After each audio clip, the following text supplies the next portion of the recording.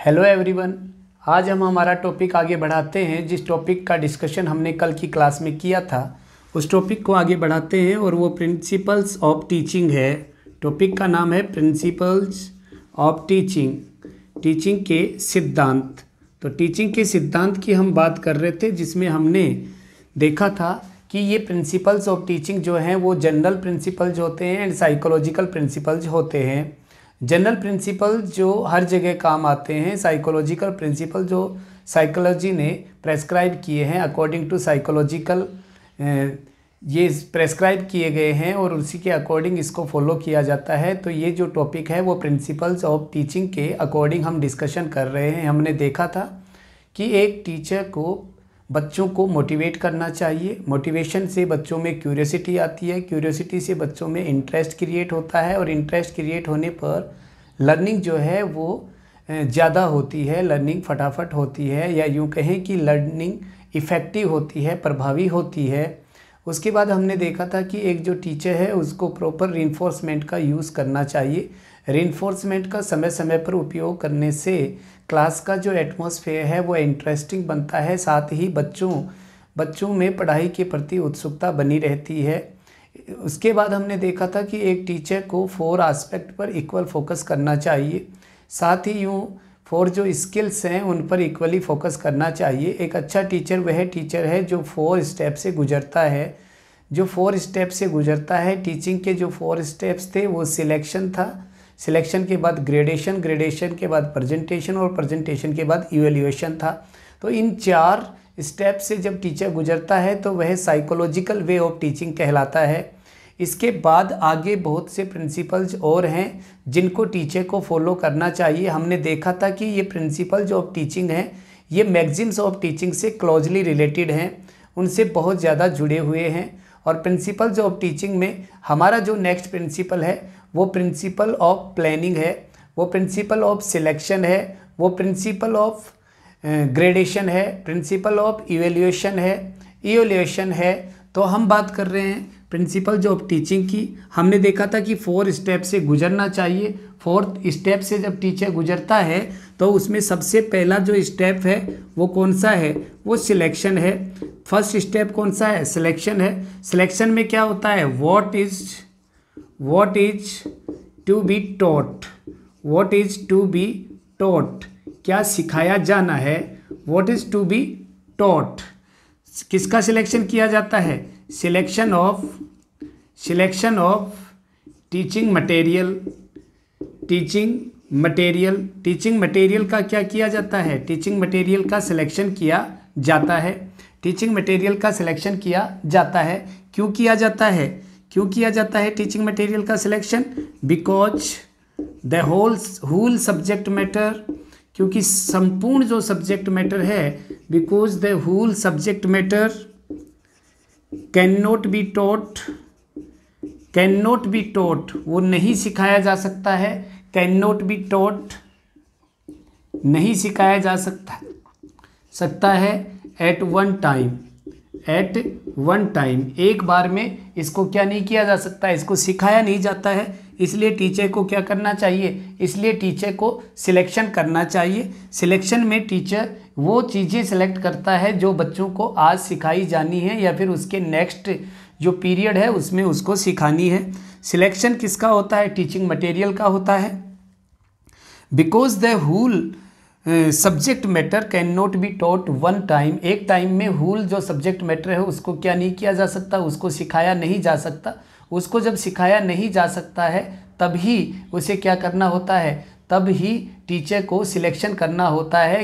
ये बच्चे की ग्रेड के अनुसार होता है, ये बच्चे की रिक्वायरमेंट के अनुसार होता है, ये बच्चे की IQ के अनुसार होता है, ये बच्चे के स्तर के अनुरूप होता है और उसी के अकॉर्डिंग ये क्या होता है, ये टीचिंग के लिए सिलेक्शन किया जाता है। इसमें सिलेक्शन जो है वो टीचिंग मटेरियल का तो है ही है।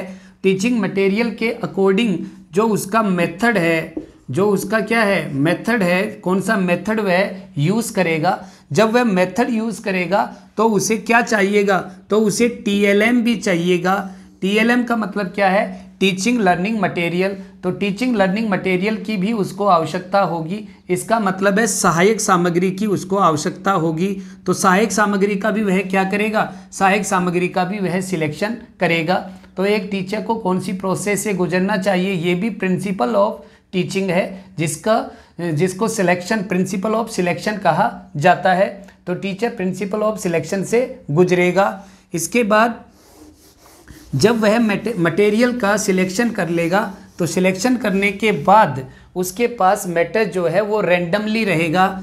जब वह रैंडमली जो कलेक्टेड या सिलेक्टेड जो टीचिंग मटेरियल है, उस टीचिंग मटेरियल को क्या करेगा, सीक्वेंस में करेगा। उसको किस में लगाएगा, उसको सीक्वेंस में। सीक्वेंस किसको कहते हैं, सीक्वेंस कहते हैं प्रॉपर ऑर्डर को। वह प्रॉपर ऑर्डर में जमाएगा। वह किस में जमाएगा, वह प्रॉपर ऑर्डर में जमाएगा। जब वह सेलेक्टेड मटेरियल को, जो सेलेक्टेड, पहले उसने मटेरियल को क्या कर लिया है, मटेरियल को सिलेक्ट कर लिया है। जब मटेरियल को सिलेक्ट कर लिया है तो उसको प्रॉपर सीक्वेंस में या प्रॉपर ऑर्डर में वह जमा लेगा। प्रॉपर ऑर्डर में जमाने पर उसकी टीचिंग क्या रहेगी, इजी रहेगी। तो वह क्या करता है, ये ग्रेडेशन क्या होता है, तो ग्रेडेशन का मतलब होता है what is to be taught, what is to be taught, what is to be taught, कौन सी चीज, what is to be taught first, and what is to be taught later. और कौन सी चीज को क्या करना है, कौन सी चीज को बाद में सिखाना है। पहले कौन सी चीज को सिखाना है और बाद में कौन सी चीज को सिखाना है।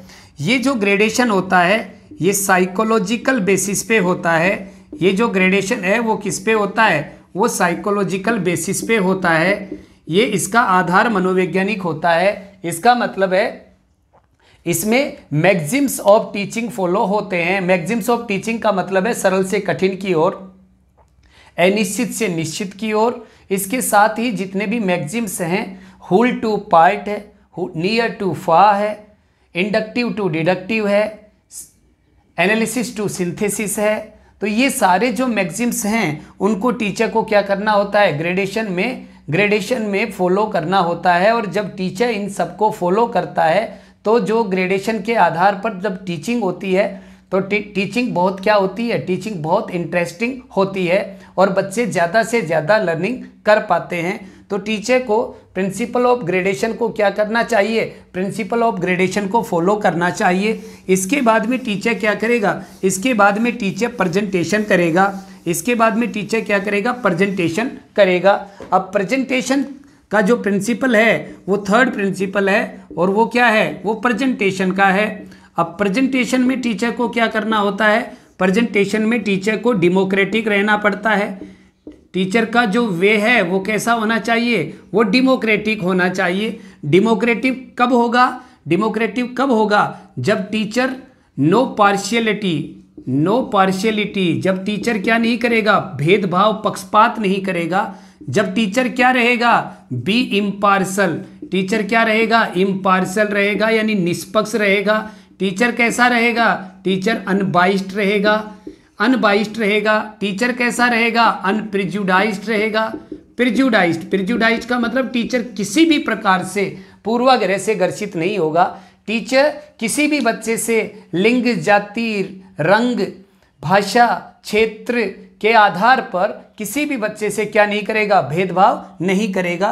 तो डेमोक्रेटिक वे में वह प्रेजेंटेशन देगा। डेमोक्रेटिक वे के साथ में उसकी वॉइस जो है वो कैसी होनी चाहिए, लाउड एंड क्लियर वॉइस होनी चाहिए, लाउड एंड क्लियर वॉइस होनी चाहिए। इसके बाद प्रॉपर सीटिंग अरेंजमेंट होना चाहिए, proper classroom arrangement.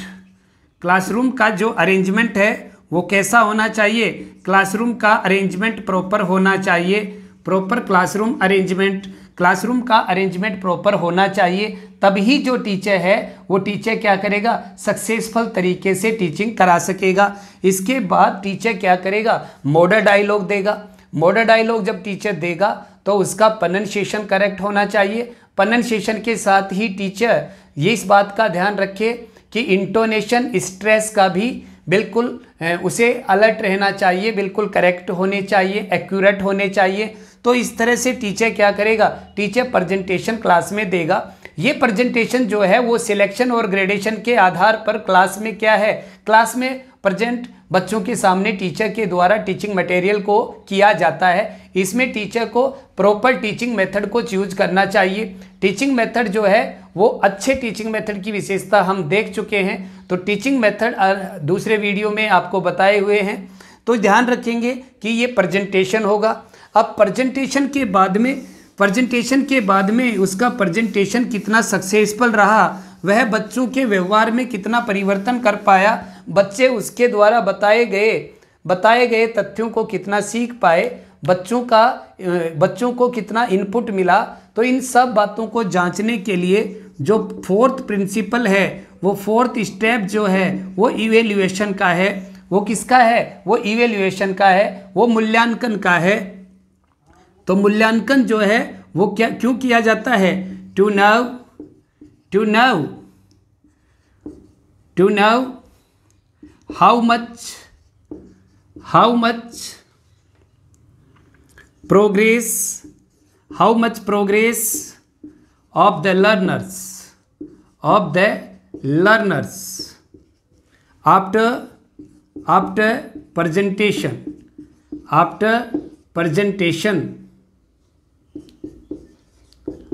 presentation।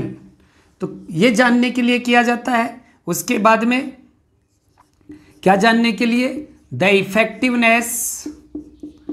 Effectiveness, अभी समझाएंगे इनको डिटेल में। द इफेक्टिवनेस ऑफ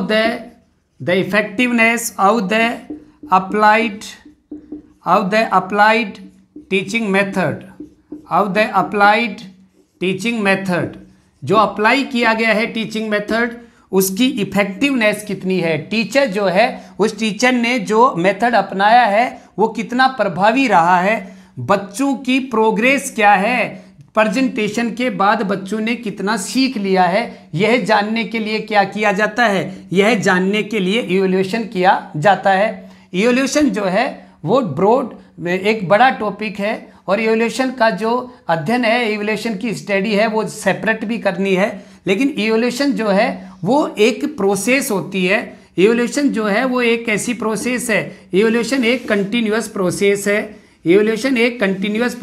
है। और कंटिन्यूअस प्रोसेस का मतलब है कि इवैल्यूएशन तीनों स्टेप में होती है। इवैल्यूएशन कैसे होती है, इवैल्यूएशन प्री टीचिंग भी होता है। शिक्षक के पढ़ाने से पहले भी बच्चों के पूर्व ज्ञान का जो आकलन होता है वो प्री टीचिंग इवैल्यूएशन होता है, वो पढ़ाने से पहले किया गया इवैल्यूएशन होता है। इसके बाद में प्री टीचिंग इवैल्यूएशन के साथ साथ ये ड्यूरिंग टीचिंग भी होता है। ये कब होता है, ये ड्यूरिंग टीचिंग भी होता है। पढ़ाने के साथ साथ उसके जो अंडरस्टैंडिंग क्वेश्चन पूछे जाते हैं, वो बच्चा कितना समझ पा रहा है, कैसा वह समझ पा रहा है, टीचर जो बता रहा है उसको तत्काल कितना सीख चुका है, यह जानने के लिए जो क्वेश्चन पूछे जाते हैं वो ड्यूरिंग टीचिंग इवैल्यूएशन होता है। इसके बाद में इवैल्यूएशन जो है वो पोस्ट टीचिंग भी होता है। इवैल्यूएशन जो है वो कैसे होता है, वो पोस्ट टीचिंग भी होता है। पढ़ाने के बाद, प्रेजेंटेशन के बाद बच्चों ने कितना सीख लिया है, यह जानने का प्रयास जब किया जाता है, तो जिस प्रक्रिया में यह जानने का प्रयास किया जाता है वो पोस्ट टीचिंग इवैल्यूएशन होता है। इवैल्यूएशन के अनेक तरीके हैं।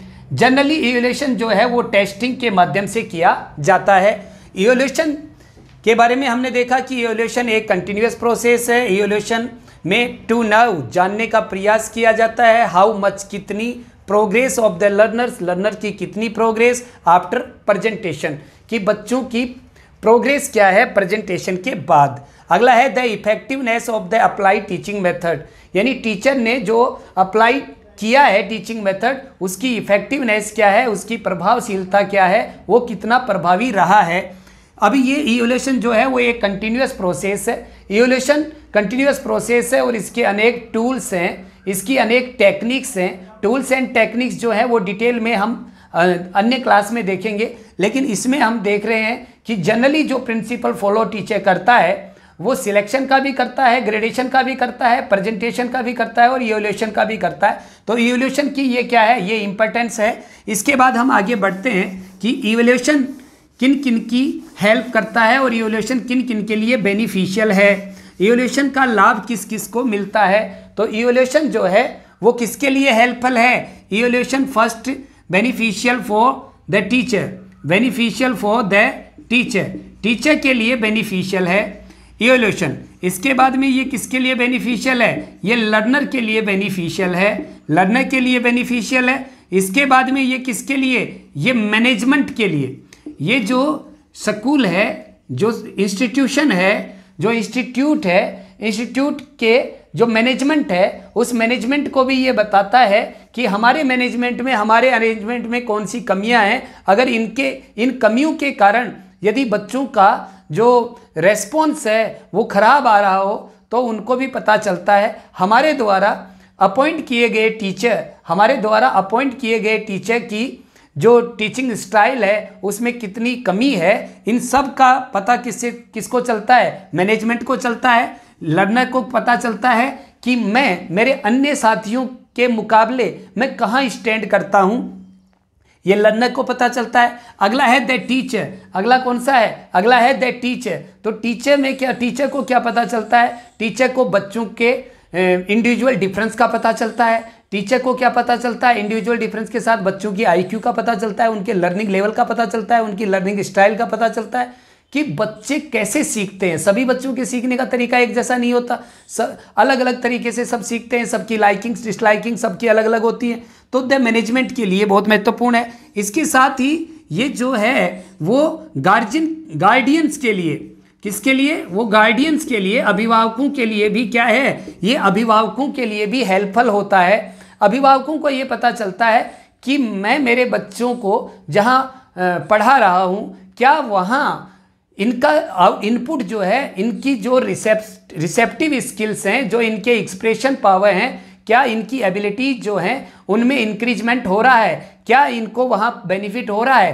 क्या ये बच्चे कुछ सीख पा रहे हैं। तो ये किससे पता करता है, टीचर इवैल्यूएशन से पता करता है। जनरली आप देखते होंगे कि किसी को आंकना हो तो आंकने के लिए क्या किया जाता है, किसी को आंकने के लिए उसकी परसेंटेज पूछी जाती है। लेकिन इस साल तो परसेंटेज ने भी क्या कर दिया है, परसेंटेज ने भी एक युग को अंत कर दिया है और नया युग शुरू कर दिया है कि अब परसेंटेज का कोई वैल्यूएशन इस साल के बाद नहीं रहने वाला है। कभी परसेंटेज के आधार पर क्या नहीं हो सकती, अभी रिक्रूटमेंट नहीं हो सकती, भर्ती नहीं हो सकती, क्योंकि बहुत ज़्यादा परसेंटेज बन चुकी है।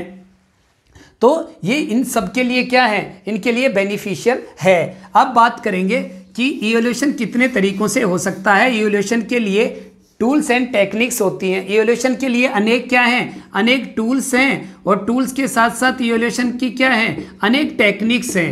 इवैल्यूएशन की अनेक टेक्निक्स हैं, टूल्स एंड टेक्निक्स हैं। लेकिन इन टूल एंड टेक्निक में एक महत्वपूर्ण टूल होता है, एक महत्वपूर्ण टेस्टिंग। वो क्या होता है, टेस्टिंग होता है। टेस्टिंग किसको कहते हैं, टेस्ट को कहते हैं। टेस्टिंग किसको कहते हैं, टेस्ट को कहते हैं।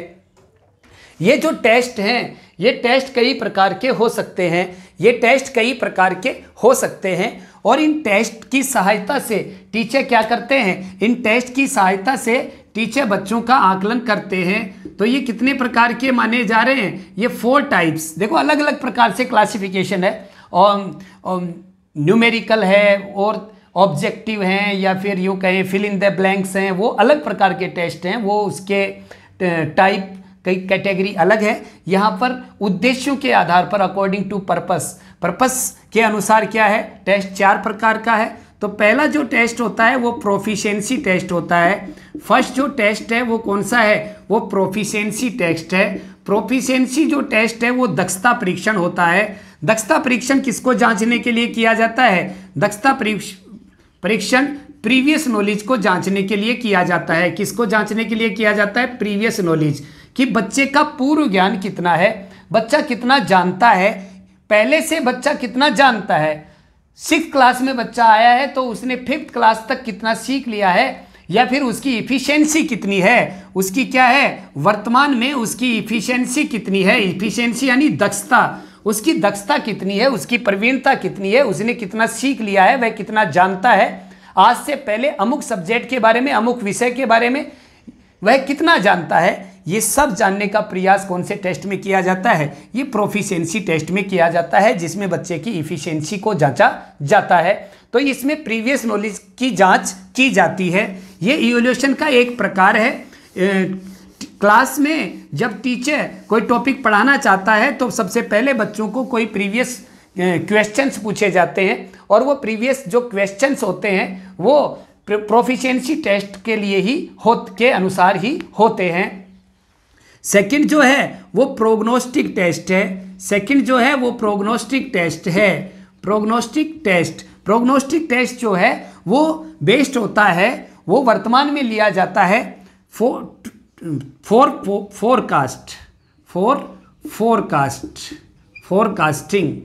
फोरकास्टिंग भविष्यवाणी के लिए, फॉर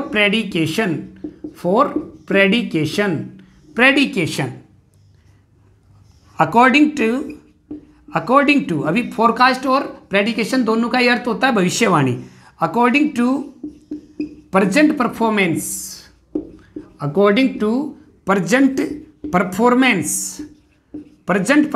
के according to present performance one can forecast, कोई पहले बता सकता है, वन कैन फोरकास्ट और गैस द फ्यूचर अचीवमेंट, इसकी जगह द लेवल ऑफ फ्यूचर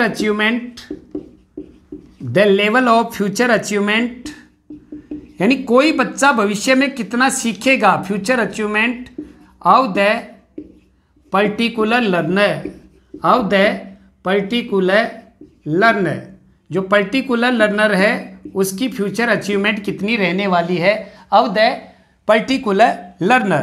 तो इस बात का ध्यान रखें कि प्रोग्नोस्टिक टेस्ट क्या करता है, फोरकास्टिंग या प्रेडिक्शन करता है अकॉर्डिंग टू प्रेजेंट परफॉर्मेंस, वर्तमान की परफॉर्मेंस के अकॉर्डिंग कोई कैन फोरकास्ट, कोई भविष्यवाणी कर सकता है या अनुमान लगा सकता है the level of future achievement, कि भविष्य की उपलब्धि क्या होगी ऑफ द पर्टिकुलर लर्नर, कोई खास जो लर्नर है उसकी भविष्य में कितनी उपलब्धि होगी, या कोई बच्चा वर्तमान समय में ऐसा परफॉर्मेंस दे रहा है तो भविष्य में इसके परफॉर्मेंस का लेवल क्या होगा, ये जानना, ये फोरकास्ट करना, या बच्चे का स्तर जानने के बाद फोरकास्टिंग की जाती है। और इस प्रकार के टेस्ट को कौन सा टेस्ट कहा जाता है, वो प्रोग्नोस्टिक टेस्ट कहा जाता है। ये कौन सा टेस्ट है, ये प्रोग्नोस्टिक टेस्ट है। जो थर्ड टेस्ट है वो 4 टाइप्स होते हैं। जो थर्ड टेस्ट है उस टेस्ट को कौन सा टेस्ट कहा जाता है, उसको अचीवमेंट टेस्ट कहा जाता है। वो कौन सा टेस्ट है, अचीवमेंट टेस्ट है। अचीवमेंट टेस्ट जो है टू नाउ, ये क्यों किया जाता है, to know the present level of achievement, वर्तमान की उपलब्धि का स्तर जानने के लिए अचीवमेंट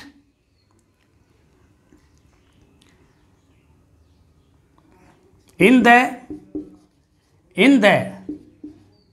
प्रेस्क्राइब्ड सिलेबस या फिर इन द टॉट सिलेबस। क्या है, टू नो, अचीवमेंट टेस्ट क्यों लिया जाता है, जानने के लिए the present level of achievement या प्रेजेंट लेवल ऑफ प्रोग्रेस का लेवल जानने के लिए इन द प्रेस्क्राइब्ड या टॉट सिलेबस, वर्तमान में बच्चे को जितना पढ़ा दिया है बच्चा उसमें से कितना जान चुका है, कितना सीख चुका है, यह जानने के लिए जो टेस्ट लिया जाता है वह टेस्ट कौन सा है, वह अचीवमेंट टेस्ट है। याद रखें कि आज पढ़ाने से पहले बच्चा जो जानता है वह जानने का प्रयास करना कौन सा टेस्ट है, प्रोफिशिएंसी टेस्ट। बच्चा वर्तमान में कितना जानता है और उसके आधार पर फोरकास्टिंग की जा सके, यानी कई बच्चे ऐसे होते हैं जो 3rd क्लास में होते हैं लेकिन उनका लेवल जो है लर्निंग का वो 5th और 6th के बच्चे के बराबर हो जाता है, तो उनके लिए फोरकास्टिंग की जा सकती है। थर्ड है वर्तमान में आपको आपके सिलेबस में से पढ़ाया गया है और उसमें से आपने कितना सीख लिया है यह जानने का प्रयास करना कौन सा टेस्ट है, वो अचीवमेंट टेस्ट है। नेक्स्ट फोर्थ जो है वो टेस्ट, फोर्थ कौन सा है, तो फोर्थ टेस्ट आता है डायग्नोस्टिक टेस्ट। फोर्थ टेस्ट जो है वो प्रकार जो है वो कौन सा है, डायग्नोस्टिक टेस्ट है। डायग्नोस्टिक टेस्ट महत्वपूर्ण टेस्ट है, हमारे सिलेबस में अलग से भी इसका प्रेस्क्रिप्शन दे रखा है, अलग से भी क्वेश्चन आएंगे। तो डायग्नोस्टिक टेस्ट निदानात्मक होता है और डायग्नोस्टिक टेस्ट क्यों लिया जाता है, to know the weakness among learners,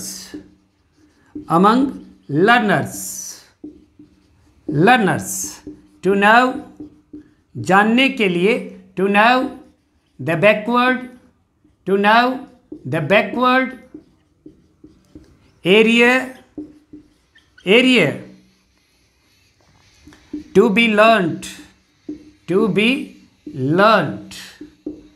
तो क्या है इसका मतलब है, टू नो जानने के लिए, द वीकनेस अमंग लर्नर्स बच्चों में कौन सी कमियां रह गई है, कमियां जानने के लिए जो टेस्ट लिया जाता है वह टेस्ट कौन सा है, वह डायग्नोस्टिक टेस्ट है। To know the backward area, पिछड़ा हुआ क्षेत्र, बच्चा किस क्षेत्र में पिछड़ गया है, बच्चा जो उसको सीखना था उसमें से किस एरिया में, वह क्या एरिया डिप्थोंग आता है लास्ट में। तो टू बी लर्नड, जिसको क्या किया जाना है, जिसको सीखा जाना है, तो सीखने में बच्चा पिछड़ गया है, वो किस क्षेत्र में, किस स्किल में पिछड़ गया है, किस सब्जेक्ट में पिछड़ गया है, कब से पिछड़ गया है, कितना पिछड़ गया है, क्यों पिछड़ गया है, तो फिर उसको किस तरह से रेमेडी उसकी की जाए, वो रेमेडियल टीचिंग में होता है। लेकिन पिछड़ क्यों गया है ये कारण जानने के लिए जो टेस्ट लिया जाता है वह टेस्ट कौन सा होता है, वह डायग्नोस्टिक टेस्ट होता है।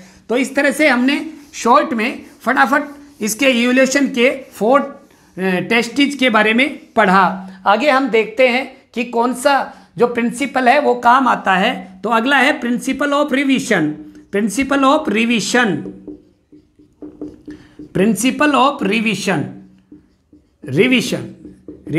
दोहरान का सिद्धांत। प्रिंसिपल ऑफ रिवीजन का मतलब क्या है, प्रिंसिपल का मतलब होता है इट मेक्स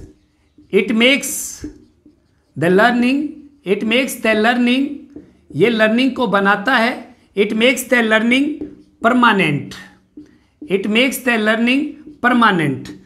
रिवीजन दोहरान, पुनरावृत्ति का सिद्धांत। जब किसी चीज को बार बार रिपीट किया जाएगा, रिपीट करना, इसमें क्या होता है, इसमें रिपीट किया जाता है, रिपीटेड फ्रीक्वेंटली क्या होता है, बारंबार।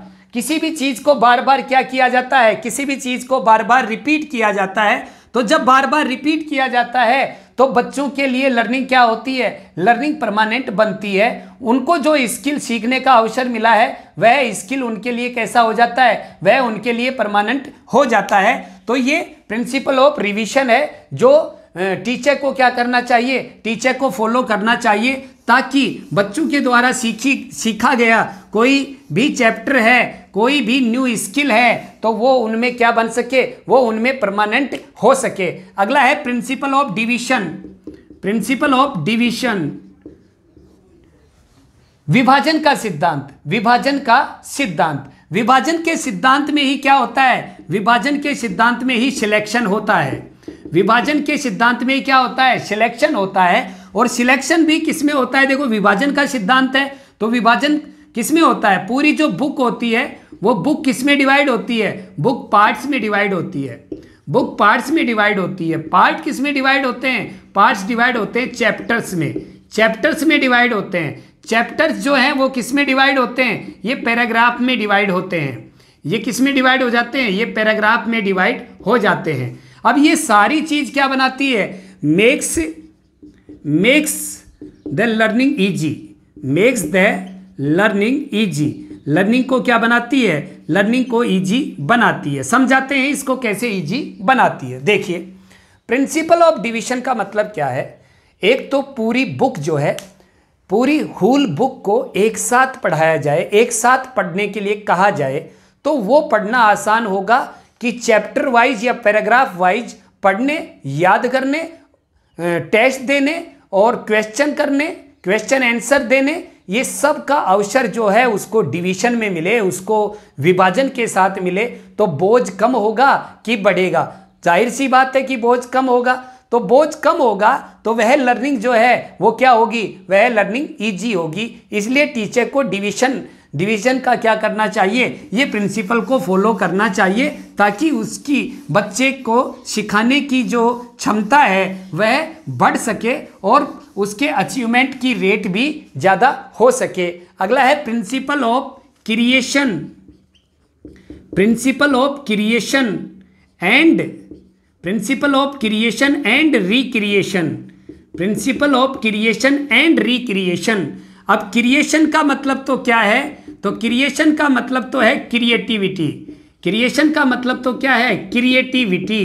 क्रिएटिविटी का मतलब क्या है, क्रिएटिविटी कब आएगी, क्रिएटिविटी जब आएगी जब बच्चे को क्या करवाया जाएगा, जब बच्चे को ज़्यादा से ज़्यादा एक्टिविटीज करवाई जाएंगी, जब बच्चे को ज़्यादा से ज़्यादा क्या करवाई जाएंगी, एक्टिविटीज करवाई जाएंगी। और क्या किया जाएगा, जब डिमोरलाइज किया जाएगा, जब डिमोरलाइज किया जाएगा किसको, क्रेमिंग को, जब रटने की प्रवृत्ति को घटाया जाएगा।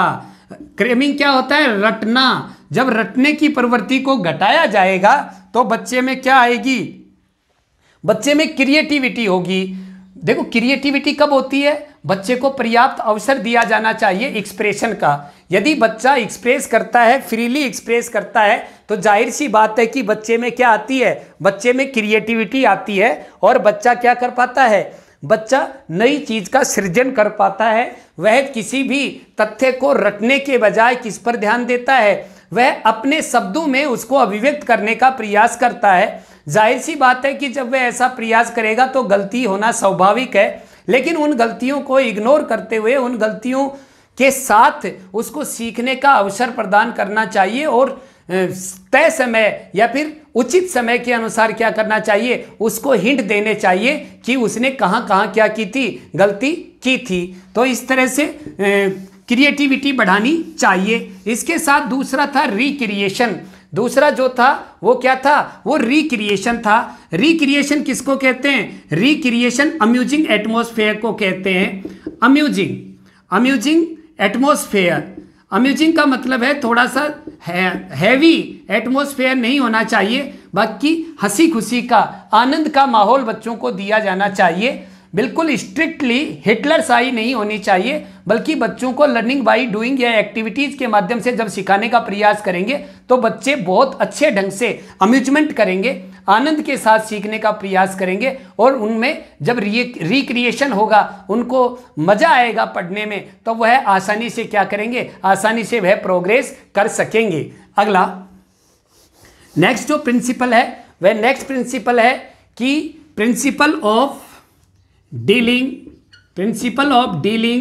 In democratic way, dealing in democratic वे।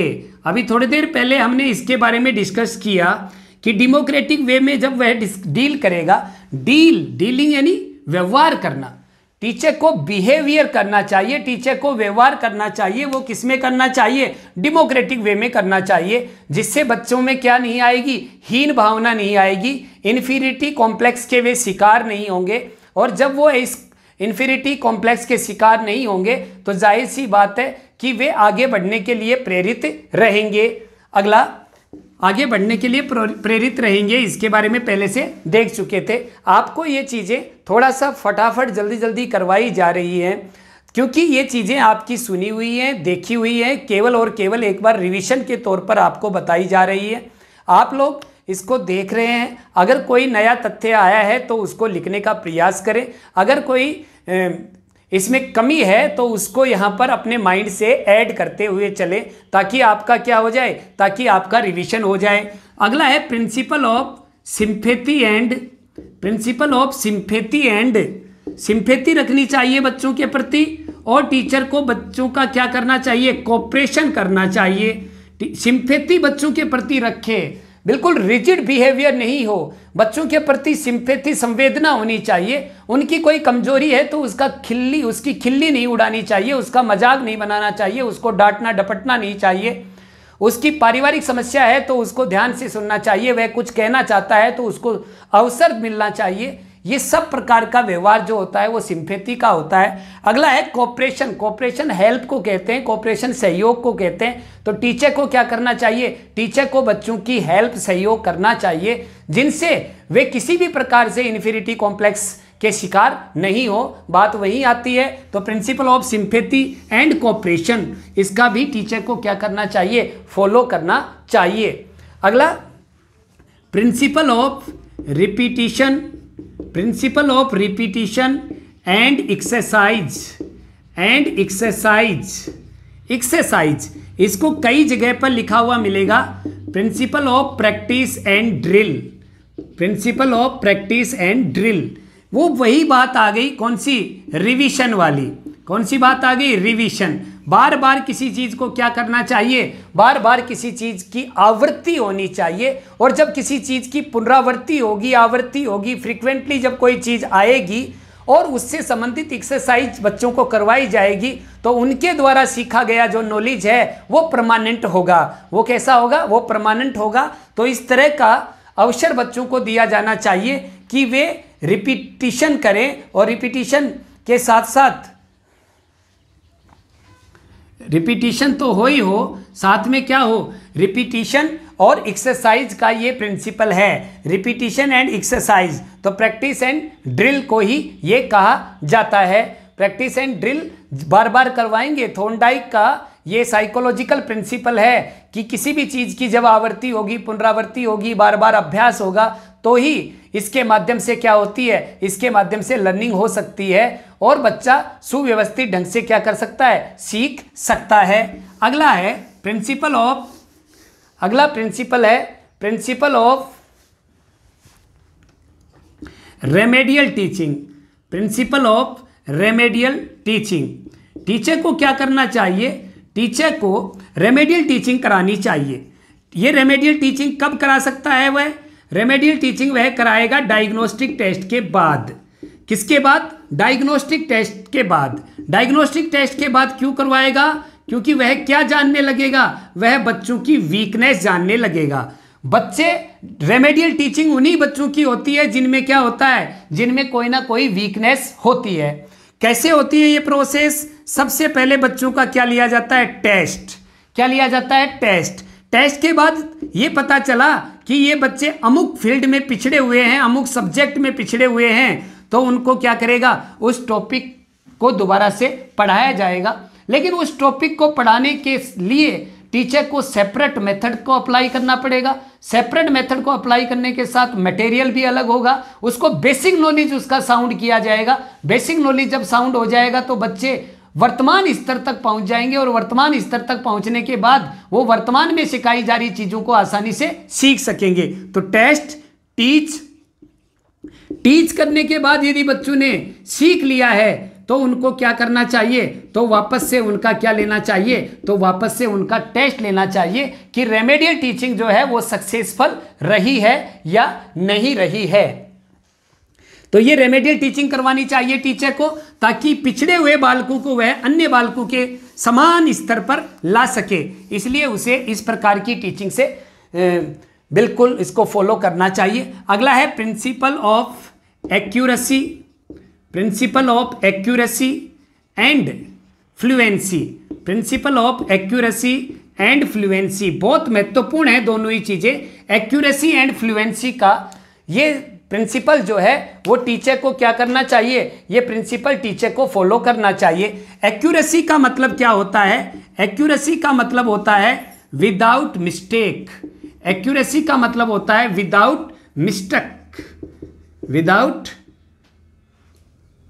बिना किसी गलती के, विदाउट मिस्टेक, या फिर विदाउट एरर, एररलेस, एररलेस होना चाहिए, गलती नहीं होनी चाहिए, एक्यूरेसी होती है। और फ्लुएंसी जो है, फ्लुएंसी का मतलब क्या है? Without halt.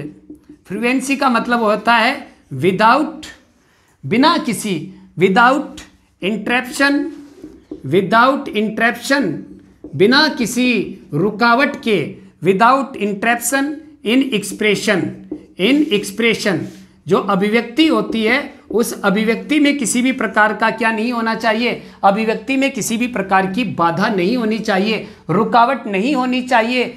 बोलते बोलते बीच में अटक जाए तो वो फ्लुएंट नहीं हुआ। लिखते लिखते बीच में यदि अटक गया और इधर उधर देखने लग गया तो वो क्या नहीं हुआ, वो फ्लुएंट नहीं हुआ। तो एक्सप्रेशन में, एक्सप्रेशन कैसे होता है, ओरली भी होता है और किससे होता है, ग्राफिकली भी होता है, लिखकर भी होता है। तो दोनों तरह से बच्चे को क्या होना चाहिए, यानी बच्चे में ये गुण दिया जाना चाहिए। टीचर को भी ये होना चाहिए, टीचर को एक्यूरेट रहना चाहिए, टीचर का एक्सप्रेशन कैसा होना चाहिए, फ्लुएंट होना चाहिए। जब ये दोनों चीजें होंगी तो वह आसानी से टीचिंग करा सकेगा और बेहतर टीचिंग करा सकेगा। उसकी टीचिंग जो होगी वो सक्सेसफुल टीचिंग कहलाएगी। तो ये क्या थे, ये कुछ प्रिंसिपल्स ऑफ टीचिंग हमने देखे। आशा है कि आपको कल से आगे की ये चीज़ें बेहतर समझ में आई होंगी। आगे भी इसी तरह के वीडियो, इसी तरह की क्लासेज लेने के लिए आप हमारे साथ जुड़े रहें, बने रहें। धन्यवाद।